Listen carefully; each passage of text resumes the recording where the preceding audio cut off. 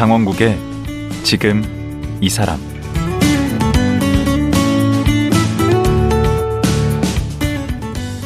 안녕하세요. 강원국입니다. 어제에 이어 양창순 박사와 말씀 나누겠습니다. 양창순 박사는 정신과 전문의지만 주역과 명리학을 접목해서 환자 상담에 적용하고 있다고 합니다. 처음에는 주역과 명리학을 공부한다고 하니까 점 같은 것을 공부한다고 말이 많았다고 합니다. 하지만 20여 년 넘게 공부하다 보니 서양의학이 놓치고 있는 삶의 지혜를 발견했다고 합니다. 저도 이번 기회에 주역과 명리학을 제대로 이해하고 싶은데요. 오늘은 양창순 박사와 함께 주역과 명리학에 대해 좀 더 깊게 알아보겠습니다.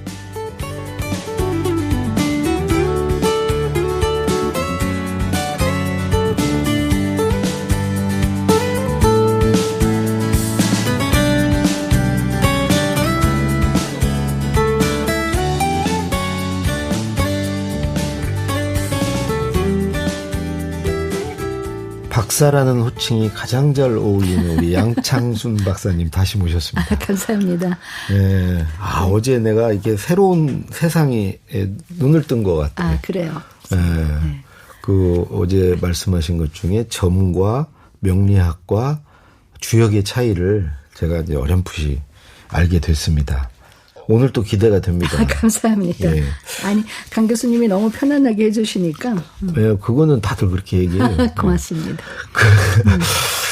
어제 이제 그 주역 명리학 차이를 들어봤는데 그 중에 이제 그 사주팔자라는 거, 그 명리학 얘기부터 좀 궁금한데 단도직입적으로 그 사주팔자는 바뀝니까? 그러니까 팔자 소관이다 뭐 얘기하면 그렇죠. 숙명적으로 그걸 그냥 받아들이고 살아야 되는 것처럼 생각이 되는데 그렇죠. 그거를 그 운명을 극복할 수 있습니까? 타고난 거를? 그게 그 여러 가지 말씀을 드릴 수가 있을 것 같아요. 왜냐하면 좀 당황하시는 것 같은데 표정이. 왜냐하면 할 얘기가 너무 많아서. 그래서 뭐부터 어떤 걸 얘기할까? 그렇죠. 네. 그래서 이제 우리가 흔히 팔자소관이라는 얘기가 뭐냐면 조선시대에는 이 사주팔자가 주민등록증이었어요. 그래요? 예. 그렇기 때문에 누구에 대해서 얘기할 때 이 사주팔자로 얘기를 했거든요. 그렇기 때문에 근데 옛날에는 계급이 있었잖아요. 그러니까 자기가 태어난 계급이 그냥 자기의 팔자. 그러니까 연월일시. 그렇죠. 어느 집안에서 태어났는가가 굉장히 중요하잖아요. 그래서 이제 팔자 소관이라는 얘기가 나온 것인데. 중요한 것은. 신분제 사회였으니까. 그렇죠. 그런데 이제 그렇기 때문에 그 많은 분들이 아직도 이 사주 팔자학 이것을 이제 어떤 결정론이다. 이렇게 생각을 하시는데요. 그게 아니에요? 그거는 아닙니다. 왜냐하면. 요즘에 이제 매스컴에서도 정신과 의사들이 이렇게 상담하면서 제일 많이 듣는 얘기가 성격이 바뀌느냐는 얘기를 많이 하거든요. 예, 그런 질문을 받을 때 대부분의 정신과 의사들이 바뀐다고 얘기를 하죠. 그런데 그 이유가 뭐냐 하면, 이렇게 이해하시면 될 것 같아요. 요즘에 우리가 사실 살아가면서 집은 참 중요한데, 요즘처럼 집이 화두가 된 적이 없어요. 그 프로그램도 많더라고. 예. 그래서 저도 어느 날 이렇게 우연히 텔레비전을 보다가 굉장히 놀란 거가 이제 그 학생들이 나와서 자기를 소개를 하는데 예전에는 그 여의도 초등학교 누구입니다. 몇 학년 몇 반. 예. 강동 초등학교 누구입니다 하는데 요즘에는 어느 아파트에 사는 누구입니다. 그렇게 얘기를 하더라고요. 집이 신분이 됐고. 집이 신분이 됐고. 그래서 이제 그 상담을 할 때도 이 집 때문에 싸우는 부부들이 너무 많아서 그렇게 중요하게 생각한다면 나를 이해하는데 집의 개념을 도입을 하자. 그래서 제가 뭐라고 말씀드리면 내가 타고난 기질은 집터예요. 집터. 그게 진흙밭일 수도 있고 모래밭일 수도 있고 돌밭일 수도 있고. 그게 기질이다. 그게 기질인 거죠. 그럼 성격은? 성격은 뭐냐 하면은 거기에 내가 집을 지어가는 거예요. 그러니까 성격이라는 것은 기질을 바탕으로 내가 지은 집이에요. 터는 바꿀 수 없고 기질은 그렇죠. 바꿀 수 없고 집 모양은 바꿀 수 있네. 그렇죠. 성격은. 그리고 이 기질에서 성격으로 가는데 뭐가 작용하냐면 심리가 작용하는 거예요. 그렇죠. 예를 들어서 우리가 우울하면 다 커튼 닫고 싶잖아요. 기분이 좋으면은 막 청소도 하고 싶잖아요. 그러니까 내가 그 심리적으로 기질을 바탕으로 어떤 집을 지었는지가 이제 보면은 내가 불안하고 우울하고 화냈냐 아니면은 행복했냐를 알 수가 있는 거고, 그 다음에 이제 이 심리라는 건 또 뭐냐 하면 내가 살아가면서 경험하는 것들에 대해서 내가 어떻게 대응하는가, 거기에서 이제 심리가 나오는 거거든요. 예를 들어서 우리가 문제가 있을 때 어떤 사람은 문제에 직면해야지 하는 사람이 있고, 어떤 사람은 회피하지. 그렇죠. 도망가야지. 어떤 사람은 주눅이 들어 그 앞에서. 예, 아니 내가 뭘 잘못했다고 이래, 화를 누군가를 원망하고, 아니면 난 못하니까 남이 저기 도와줘야지 의존적이 되거나, 그거가 이제 심리에서 나타나는 반응. 그렇죠. 그러니까 기질을 바탕으로 심리가 작용해서 한 거가 성격이에요. 그러니까 성격이 바뀔 수 있으니 그 팔자도 바뀔 수 있는 거네. 그렇죠. 왜냐하면 심리만 바꾸면 성격을 바꿀 수 있는 거거든요. 그러면은 사주 팔자는 뭐냐면은 이 기질인 거예요. 예, 기질 더하기 약간의 성격적인 면도 있는데 중요한 거는 사주 팔자라는 것은 이게 에너지거든요. 기거든요. 그러면 에너지라는 건 뭐냐면은 내가 바꿀 수 있는 거거든요. 그래서 사주 팔자가 결정이 된 게 아니고 단지 나의 특성인데 여기에 내가 정신적으로 건강한 심리를 가지면은 내가 얼마든지 나의 운명을 바꿀 수 있다.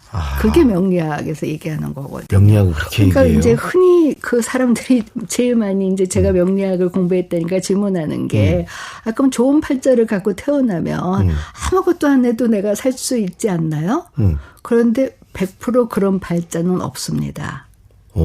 예. 자, 내가 이런 컵으로 태어났어요.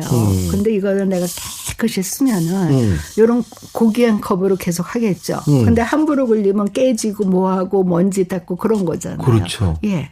근데 컵을 그릇으로는 못 바꾼다는 거죠. 그거는 안 된다. 그렇죠. 아주 중요한 질문이십니다. 그래서 예를 들어서 내가 컵이냐 마우스냐 만년필이냐 이건 못 바꾸지만 내가 어떤 만년필이 될 거냐 어떤 컵이 될 거냐는 내가 결정할 수가 있는데 사람들 명리학에서 이제 중요하게 생각하는 게 내가 컵으로서 정말 해서 크리스탈처럼 될 수가 있는데 나는 왜 만년필이 아니야. 그러니까 사주팔자는 바꿀 수 없다. 바꿀 수 있다. 그게 이제 이해가 되네. 네네. 이 컵이 만년필이 될 수는 없지만. 그렇죠. 그러면 이제 못 바꾸는 거고. 그렇죠. 근데 컵을 다듬어서 정말 고급 컵으로 만드는 거는 바꿀 수 있는 거고. 그렇죠. 근데 제가 이렇게 얘기 들으면서 좀 궁금한 게. 의사 하면 이제 뭔가 데이터와 무슨 근거를 가지고 이렇게 하는 대표적인 직업이잖아요. 근데 이런 얘기를 어디 가서 이렇게 하시면 그 의사 사회에서 다른 의사분들이 뭐라고 안 하세요? 그것도 이제 어떤 분들은 물론 이제 너무 나간다. 예, 그런 분도 계시지만 한편으로는 이제 배우고 싶다는 분도 계시고 하지만 저한테 제일 이제 그 힘이 됐던 거가 저도 이 공부를 할 때 겁이 났었잖아요. 어떻게 남이 어떻게 생각할까도 그렇고 그래서 이 공부를 하고 나서 저희 선생님한테 제가 찾아가서 의논을 했더니 선생님이 오히려 저를 격려해 주면서 그 의사 선생님? 저희 정신과 선생님이요. 그분이 하시는 얘기가 나는 한국의 의사로서 한 명은 이것을 공부하기를 바랬는데 네가 그것을 공부해줘서 너무 고맙다. 그래서 다른 또 저희 정신과 선생님은 제가 이제 성대 논문을 쓰는데 그게 이제 정신의학적인 관점과 주역의 관점에서 본 리더십이에요. 접목을 시키셨네. 예, 그러니까 정신의학적인 거가 들어가니까 정신과 의사가 이 논문이 타당한지를 봐줘야 되잖아요. 그렇죠. 그래서 저희 정신과 선생님한테 제가 부탁을 드렸더니 아주 기꺼이 논문 심사위원이 돼주셨어요. 예. 이거 보니까 2009년에 이제 어제 얘기 얘기한 네. 대로 성균관대에서 네. 네. 이 주역 관련으로 예, 이제 예. 박사학위를 받으셨고 네, 네. 2020년에 명리 심리학이라는 책을 내셨고 네, 네. 올해 네. 2023년에 또 주역 심리학 네, 네. 의사가 본업인지 이게 본업인지 모를 정도로 이쪽에 네. 지금 굉장히 심취해 계시고 오랜 연구를 네. 해 오셨어요. 이거에 지금 관심 가지신 게 몇 년이나 되신 거예요? 한 20년? 와, 20년. 예. 근데 이제 요게 있어요. 왜냐하면 정신의학은 기본적으로 의학이면서도 서양의 학문이에요. 그렇죠. 그러면 서양의 학문이라는 거는 뭐냐면 분석하는 거예요. 나누는 거죠. 다 나누잖아요. 맞아. 요즘에 양자역학이 뭐야? 나누고 나눴더니 분자니 원자니 막 뭐 이런 그렇죠. 소리 하잖아요. 양자역학의 그거 뭐냐면 다 나누고 나니까 이 세상에 고체는 없다는 거거든요. 결론적으로 모든 것들은 다 파동이가 이게 명리학과 주역과도 연관이 되는 게 그러면은 같은 주파수를 가진 파동끼리 서로 공명한다. 이게 양자역학이거든요. 이건 기라고 그러셨잖아요. 예, 근데 아까. 그거 파동이라는 게 그거 움직이는 게 기잖아요. 그 예. 주역은 뭐 기를 다룬다면서. 그렇죠. 명리학도 그런 명리학도 거고요. 그렇고. 예. 그랬는데, 자, 그러면은 사람도 나누고 나눠서, 자, 그분이 데이터로 우울증이 67점, 강박증은 70점, 이렇게 데이터로 나누니까. 분석할 수 있지. 이해는 하는데. 부족하다. 제가 이제 한 거가 두 가지인 거죠. 그러면은 이 데이터로 해서 이분의 진짜 모습은 무엇일까? 그것을 알고 싶었던 거고. 또 하나는 상담을 하면 사실 저를 찾아오시거나 점을 보러 갈 때는 인생에서 가장 힘들 때거든요. 그렇죠. 그럴 때는, 내가 누구이고 어떻게 살아가야 하는지 우리가 스스로 답을 찾아봅시다. 그거 안 들려요. 그냥 쪽집게처럼 동으로 갈까요? 서로 갈까요? 점쟁이 얘기하듯이. 예. 그리고 내가 서로 가면은 과연 내가 잘 살 수 있을까요? 사람들이 요즘에 불안하다 보니까 제일 많이 불안해하는 게 미래거든요. 시험에 붙을 수 있을까요? 제가 잘할 수 있을까요? 그림을 잘 그릴 수 있을까요? 그럴 때 잘할 수 있어. 그냥 하면은 이게 내담자들이 들리기에는 굉장히 공허하게 들려요. 그럴 때 명리학을 가지고 당신의 특성이 이런데 당신이 아직도 사용하지 못한 당신의 에너지가 있고. 희망이 되네. 예. 그리고 이렇게 해서 당신의 운의 흐름이 앞으로 좋아진다. 지금은 안 좋지만. 그렇죠. 그러면은 지금 강 교수님 굉장히 중요한 말씀하셨는데 저는 제가 의사로서 이렇게 여러 학문을 공부하면서 도대체 학문이라는 건 인간한테 무슨 의미가 있냐. 크게 두 가지를 줘야 되지 않는가. 우리가 왜 존재하는가. 내가 누구인가라는 의미, 존재의 의미. 그런 거. 그게 학문을 하는 첫 번째. 그건 목적이고. 제 생각이고. 두 번째는 모든 학문은 희망을 주는 것이거든요. 예. 그렇죠. 그 주역 명리학이 내가 누구인가를 찾는 것이기도 하고 예. 거기서 희망을 또 찾을 수 있는 거죠. 내가 이렇게 해서 내 에너지를 바꾸면 내가 좋아진다. 그러니까 정신의학적으로도 당신이 지금 이렇게 우울하지만 이러이러한 치료를 받으면 치료 확률이 몇 %인데 거기에 명리학으로 해서 당신이 아직 발휘하지 못한 당신의 잠재 능력이 이만큼 있다. 있고. 우리 이렇게 해서 한번 노력해보자. 그러면은 치유할 수 있는 용기가 생기는 거죠. 너무 절망하고 있을 때는 우리가 목마를 때는 그 한 물방울의 물이 그런 것처럼 내가 절망하고 내 미래가 다 암흑인 것 같을 때 당신이 사실 잠재 능력인데 이걸 발휘를 못하고 있다.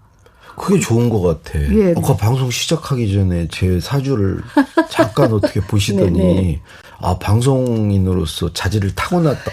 이 말을 들으니까 갑자기 자신감이 생기고 네. 내가 왜 잘하는지 몰랐는데 역시 그것 때문이구나. 사주가 원래 잘하게 되어 있구나. 그러니까 더 자신감이 생기고 또 하나는 가장 중요한 게 아까도 말씀드렸지만 정신학은 어차피 서양의학이기 때문에 아파요. 왜냐하면 우리가 병원에 검사하러 가면은 뭐 MRI 찍고 피 검사하고 다 아프잖아요. 그렇죠. 그리고 데이터가 너무 분명하게 나타나니까 알기는 아는데 받아들이기가 너무 힘들어요. 근데 이제 대부분의 내담자들이 이것도 이제 갈등인 게 뭐냐면 자기가 문제가 있어서는 찾아왔지만 그 지적을 하면 예. 나보다는 상대가 문제니까 그 사람이 고쳐야 된다고 생각을 하는 거예요. 근데 우리가 살면서 바꿀 수 있는 건 내 마음밖에 없어요. 맞아요. 근데 우리가 힘든 게 뭐냐면은 남을 바꾸려고 하잖아요. 예.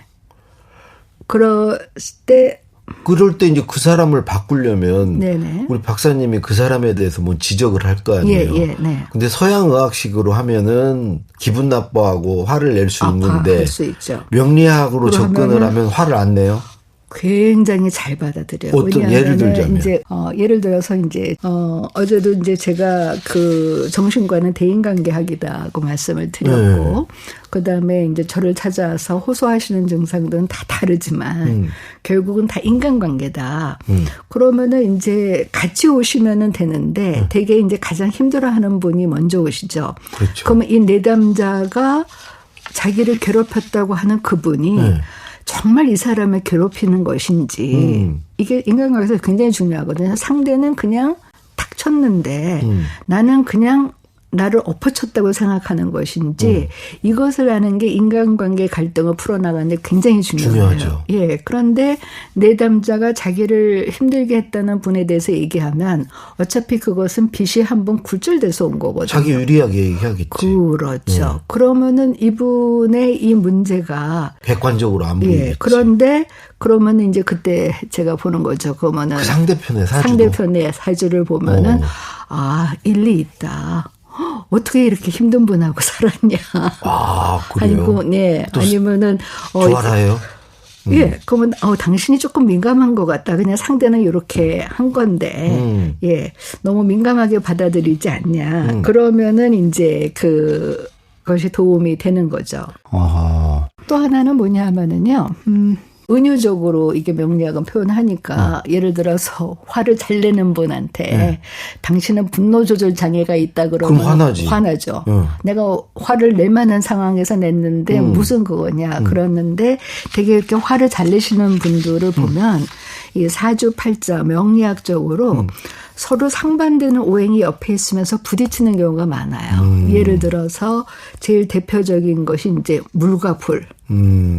상극이지. 예, 상극이죠. 근데 옆에서 하고, 그 다음에 이제 땅 중에서도 땅이 봄, 여름, 가을, 겨울이 있는데, 겨울 땅, 여름 땅에 부딪히거나, 봄 땅, 가을 땅에 부딪히면. 아, 그래서 당신이 화가 많다고 그러면 또 그거는. 받아들여. 그래서 그런 이렇게 거구나. 땅에 이렇게 부딪히면 당신 마음이 맨날 지진 있고 여진 있고 그런데.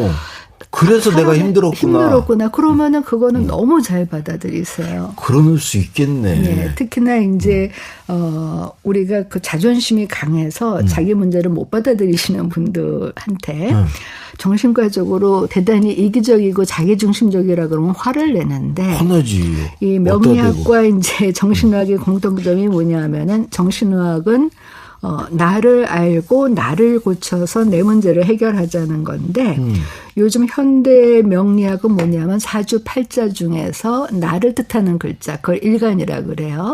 그것을 중심으로 해석을 하는데 보시라. 당신을 상징하는 글자 빼놓고 나머지 7글자가 다 이 당신을 뜻하는 글자로 가니 모든 생각과 감정과 그것이 당신 중심이지 않냐. 똑같은 얘기죠. 말인데. 후자는 너무 잘 받아들여요. 이기적이다고는 못 받아들이는데. 네. 이제 제가 상담할 때 이런 경우가 있었어요. 어떤 내담자가 자기 주위에 있는 사람한테 굉장히 그 화가 많이 났어요. 피해의식도 많고. 그러니까 그 과거에 상처받은 기억이 떠오를 때마다 밤낮을 가리고 그 친구한테 막 욕하고 전화하고 막 이랬어요. 그래서 제가 상담을 하면서 그러면 참 에너지가 낭비되지 않느냐. 어제 얘기하신 그런 거네. 예, 그러니까 에너지를 그렇죠. 까칠함. 좀 낭비하지 마라. 예, 그래서 꼭 그럴 필요까지 있는가. 그랬더니 이 내담자가 어떻게 아이디어를 냈냐면은 그 자기가 미워하는 친구의 전화번호에다가 이 비번을 걸어놓은 거예요. 그러니까 메시지를 하거나 전화를 하려면 비번을 풀어야 되잖아요. 그러니까 그 1초 사이에 생각하게 된다는 거죠. 내가 그때 풀리겠네, 화가. 예, 네, 바로 그거인 거거든요. 그러면은 사실은 이제 정신의학이라는 건 뭐냐면 내가 내 문제를 알고 내가 고쳐야지만 다른 사람과의 관계도 달라지겠구나. 이제 사람들이 처음에는 뭐 저기 왜 나만 고치냐고 하는데 그러다가 이제 뭐라 그러시냐면 상당 끝에 어머 내가 변화하니까 내 가족이고 세상은 그대로인데 내가 편안하니까 가족과의 관계도 편해지고 일단 화를 안 내니까. 아 근데 이럴 수 있겠다. 네. 그 명리학에서 그렇게 사주팔자 타고난 걸 얘기를 하면 이건 내 잘못이 아니고 어차피 내가 그렇게 타고나서 그런 거라고 해서 받아들이기가 좀 더 수월해질 거예요. 아주 쉽습니다. 네, 그거 굉장히 중요한 말씀인 거예요. 사실은 우리가 살아가면서 오는 여러 가지 어려운 문제들을 일단 내 삶에 일어났다고 받아들이면 거기서부터 문제 해결 방법을 찾을 수가 있어요. 근데 대부분의 사람들이 안 받아들여. 그 수용이 힘들잖아요. 내가 뭘 잘못했는데 내가 뭐 때문에 병이 났는데. 그럼 안 풀리지 그 문제가. 그러면 계속 억울하고 분노하잖아요. 아 이게 그냥 지금 내 운명에서 일어날 수밖에 없는 거고 내가 이런 기질을 가졌기 때문에 누군가하고 갈등이 있었구나. 받아들이면 그때부터 편안해지거든요. 이게 참 흥미로운 거가요. 분명히 불안하고 우울하다고 찾아오셨는데 아, 당신은 검사상 불안장이에요. 당신은 검사상 우울장이에요 하면은 막 화를 내세요. 더 화를 내세요. 그랬는데 나중에는 아, 내가 불안해서 이랬구나. 우울해서 그랬구나. 그것만 받아들여도 치유가 되는 경우가 참 많아요. 그렇죠. 그러니까 명리학도 마찬가지라는 거죠. 그래서 결국은 정신의학과 명리학의 공통점은 나에 대해서 수용하게 하는 학문. 예.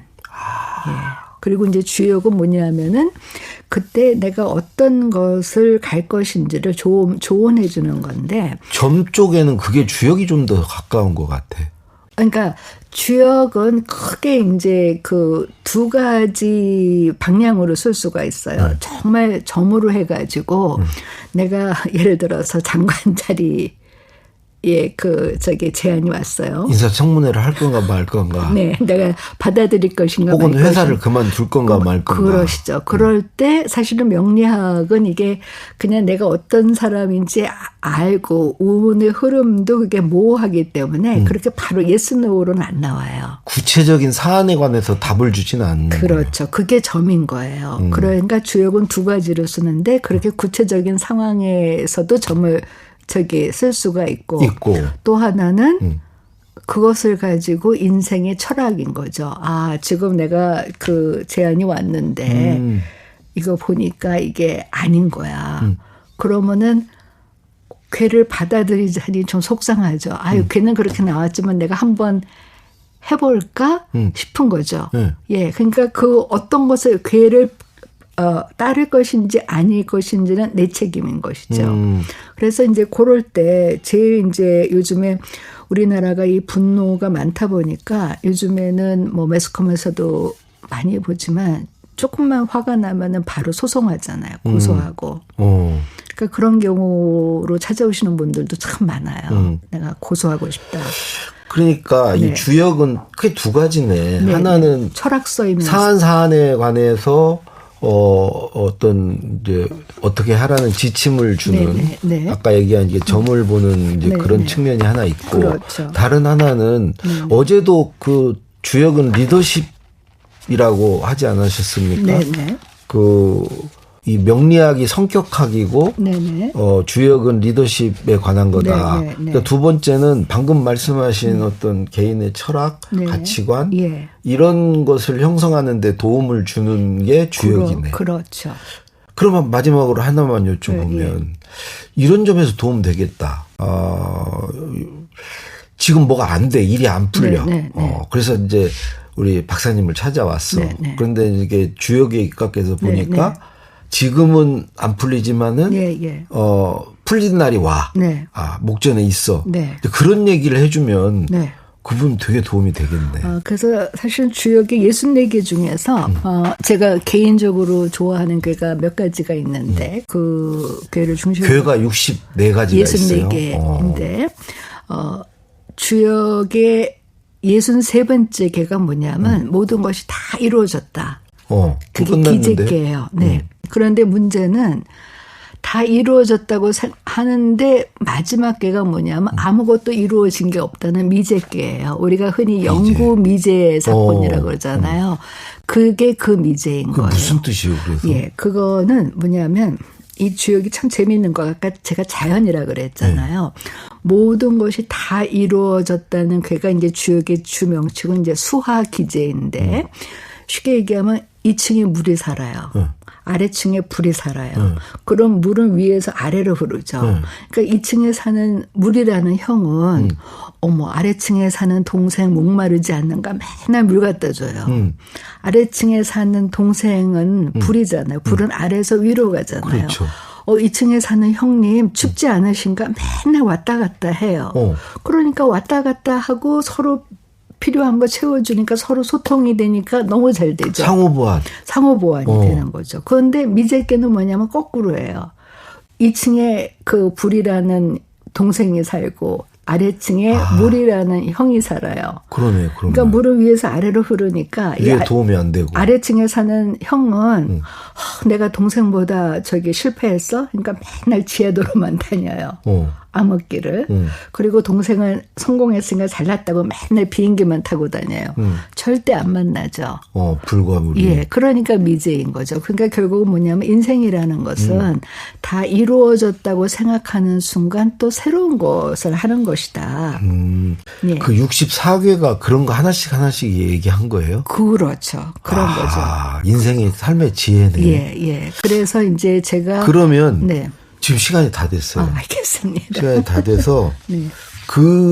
이 64개에 따른 구체적인 사례를 가지고 내일 하루 더 모시고 제가 좀 상담을 좀 드리겠습니다. 그래요. 감사합니다. 저야 강 교수님 이렇게 3일째 뵈니까 재밌죠? 너무 재밌어요. 5일이라도 괜찮겠어요. 네. 그래서 오늘은 여기까지 하고요. 내일 마지막으로 하루 더 모시고 말씀 나누겠습니다. 오늘 말씀 고맙습니다. 감사합니다. 주역과 명리학의 지혜를 공부하고 있는 정신과 전문의 양창순 박사였습니다.